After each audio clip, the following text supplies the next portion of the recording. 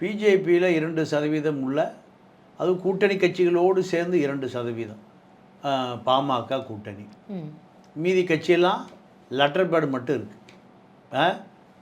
IJK Pachaimuthu அது பெரிய கட்சியே இல்லை. அவர் தான் கட்சி தான் அவர் மகன் தான் கட்சி. அடுத்து ஏசி சண்முகம், அவர் ஒரு கல்வி வியாபாரி. பாதி நாள் மைசூரில் இருக்கிற மைசூர் பழைய பேலஸ், இப்போ அது தாஜ் ஹோட்டல், 5 நட்சத்திர ஹோட்டல், அங்கே தான் இருப்பார். சினிமா டிஸ்கஸில் இருப்பார். இதுதான் அவருடைய கட்சி. அடுத்து ஜான் பாண்டியனையும் கிருஷ்ணசாமியும் நேரடியாக மோத விட்ருக்காங்க. அப்படி இதுதான். இதை தாண்டி பிஜேபியில் தேவநாதன் யாதவ்,